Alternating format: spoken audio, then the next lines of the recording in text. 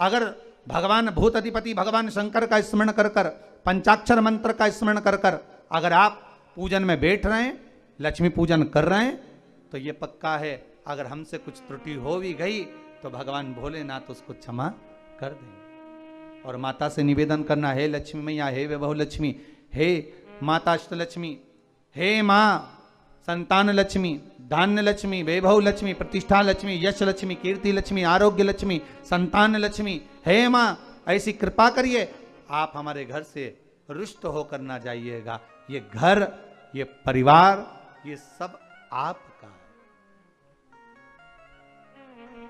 सब आपका है, ये किसी दूसरे का नहीं। मां पूजन करते समय माता लक्ष्मी से जरूर कहें, मां 4 साल हो गए, 2 साल हो गए, ये 2 वर्ष जो ये कोरोना महामारी में गए हैं, ये वर्ष जो बेकार निकल गए हैं, मां हो सकता है आप हमसे रुष्ट हो गई हो, पर आज क्षमा मांगकर अपने घर में आप प्रवेश करिए। मां आइए हमारे घर में, आप पधारिए। मां महाराज कितना सुंदर संवाद है। एक साहूकार की बेटी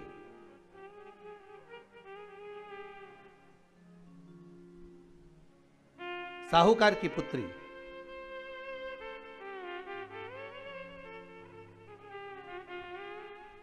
पीपल के वृक्ष के नीचे, बेलपत्री के वृक्ष के नीचे, आंवले के वृक्ष के नीचे प्रत्येक अमावस्या को दीप लगाने जाती थी। उसका नियम था।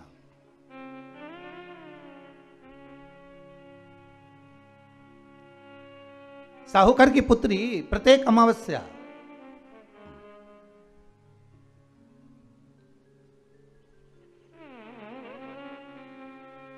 तीन दीप, एक बेलपत्री के नीचे, एक आंवले के नीचे, एक पीपल के नीचे लगाने जाते। महाराज आज नारायण ने कृपा कर दी, और क्या कृपा करी कि आज सरस्वती, पार्वती और लक्ष्मी तीनों इन वृक्षों के नीचे जाकर विराजमान हो गई। पार्वती मैया तो पहले से ही बेलपत्री के नीचे है,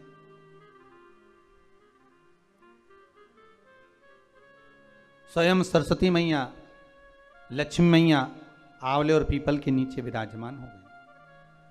अब आज तीनों देवियों में बात हो रही है, आज तीनों देवियों में चर्चा हो रही है कि यदि आज अगर कोई दीप लगाने आया और पहला दीप जिसका लगेगा, तो ये पक्का है कि मैं लक्ष्मी उसके घर में प्रवेश करूंगी।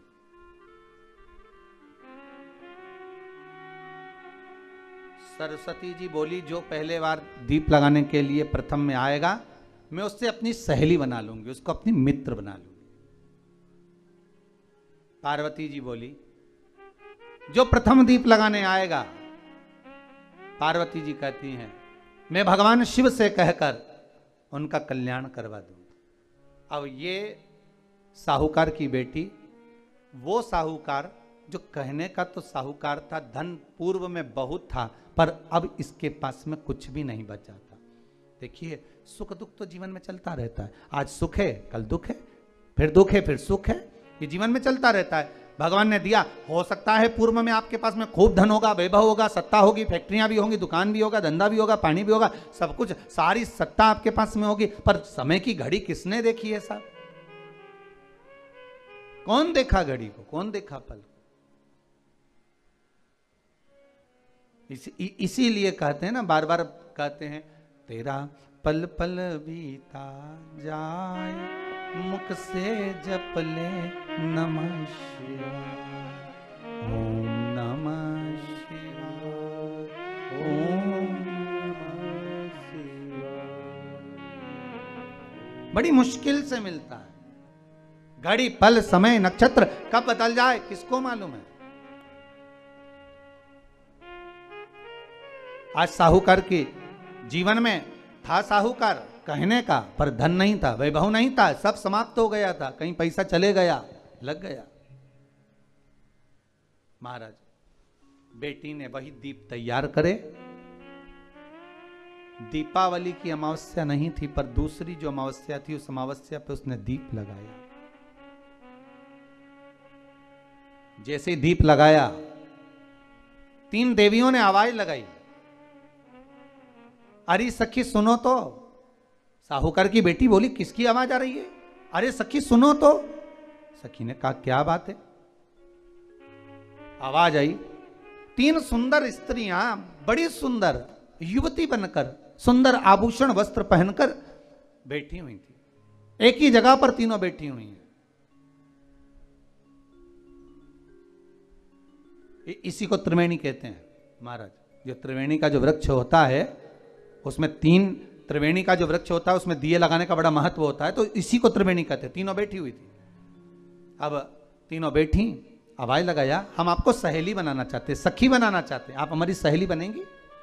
अब इस साहूकार की बेटी को लगा, ये तो बहुत पैसे वाली दिख रही हैं, धनपति दिख रही हैं, और मैं तो गरीबड़ी, और ना जाने में अगर इनकी सखी बन गई तो फिर इनको क्या मुझे देना पड़ जाए, कोई भरोसा है? इसलिए शास्त्र कहता है कि मित्र भी बनाओ तो सोच समझ कर बनाओ। मित्र भी बनाओ तो सोच समझ कर बनाना। ज्यादा धनपति मित्र बन गया तो मन में आएगा कि जब ये घर आएगा तो इसको घृत का भोजन तो कराना ही पड़ेगा, घी का भोजन तो कराना ही पड़ेगा। इसलिए मित्र भी बने तो ऐसा बने कि जो आपके सम्मुख में हो, उसको धन और वैभव से मतलब ना हो, उसको सत्ता से मतलब ना हो, आप उसको केवल आपसे मतलब, आपकी मित्रता से मतलब। साहूकार की बेटी ने कहा, मैं आपको कल बताती हूं, मेरे पिताजी से पूछूंगी मैं आपको मित्र बनाऊं कि ना बनाऊं। ठीक है, चलिए घर पहुंची। पिताजी, मुझे 3 सखियां मिली हैं, एक सरस्वती है, एक पार्वती है और एक लक्ष्मी है। अच्छा, पीपल, आंवला और बेलपत्र तीनों वहां विराजमान। अच्छा, क्या कर रही हैं? सखी बनाना चाहती। पिताजी ने कहा, बन जाओ सखी। सखी बनने में दिक्कत क्या है, बनो। अब दूसरी अमावस्या पे जब वो गई और जाकर उसने कहा कि मैं आपकी सखी बन सकती हूं, तीनों प्रसन्न हो गई। तो उसमें से एक सखी माता लक्ष्मी ने कहा कि चलो आज तुम हमारे घर चलो, हम तुम्हारा सम्मान करना चाहते हैं। सखी को माता लक्ष्मी अपने घर ले गई।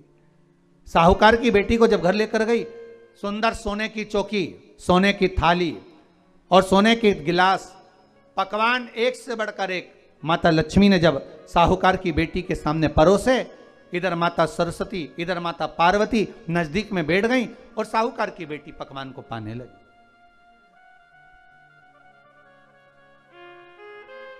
साहूकार की बेटी पकवानों को पा रही है, भोजन ग्रहण कर रही है।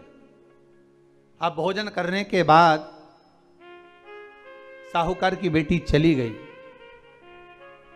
अब जाते से ही माता लक्ष्मी जी ने कहा, सुनो सखी, अगली जो अमावस्या आ रही है, आपको मालूम है वो कौन सी अमावस्या है? नहीं। कहा, दीपमालिका, दीपावली की अमावस्या, आपको मालूम है? ओहो, पर एक बात हम आपको कहें। लक्ष्मी जी बोली, एक बात हम आपको कहें। हाँ बोलिए।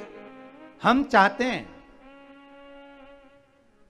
इस अमावस्या को आप हमारे घर आई हो, अगली अमावस्या को हम आपके घर आना चाहते हैं। क्या आप हमें बुलाएंगी? सखी ने कहा, साहूकार की बेटी बोली, अगर आपका मन है आने का तो आप आओ, मना नहीं है। साहूकार की बेटी हूं मैं। लक्ष्मी जी ने मन में सोचा, ठीक है, तैयारी करो। आज साहूकार की बेटी घर पहुंची तो पिताजी ने पूछा, बेटी आज बहुत देर हो गई तुझे आने में, कहां रह गई थी तू? कहां रह गई तू?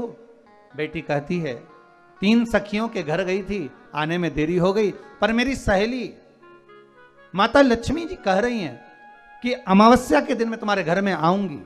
तो पिताजी ने कहा उसमें क्या दिक्कत है, तैयारी करो। तो पिताजी घर में अपने खाने के लिए तो कुछ नहीं, तो माता लक्ष्मी को क्या खिलाएंगे। कई लोग कहते हैं कि दीपावली पे ना तो हमारे यहाँ घी है, ना हमारे यहाँ तेल है, ना हमारे यहाँ कपास है, ना हमारे यहाँ पर मिठाई बन रही है, ना हमारे यहाँ अच्छे वस्त्र हैं, हम क्या पहने माता लक्ष्मी को रिझाने के लिए। परशु महापुराण की कथा कहती है, अगर आपका भरोसा, आपका विश्वास, आपकी दृढ़ता परमात्मा के चरणों में लगी है तो परमात्मा लक्ष्मी पूजन की व्यवस्था भी वही कर देगा कि लक्ष्मी जी का सम्मान कैसे करना, आदर कैसे करना है। घर में बच्चों का विवाह होता है, टेंशन आपको होता है, परमात्मा पर छोड़ दो, भगवान विवाह कराने वाला होगा, भगवान पाणिग्रहण संस्कार कराएगा, भगवान व्यवस्था करेगा। क्योंकि जन्म उसी ने दिया है तो मृत्यु भी वही देता है, जन्म उसी ने दिया है तो पाणिग्रहण संस्कार भी वही करा देता है। क्यों सोचना। साहूकार ने कहा, बेटी तो इतनी जल्दी हिम्मत हार गई कि तेरे घर में कुछ नहीं है। गाय का गोबर ला, लीपन कर, घर को पोंछ, कचरा उठाकर बाहर फेंकिया। पिताजी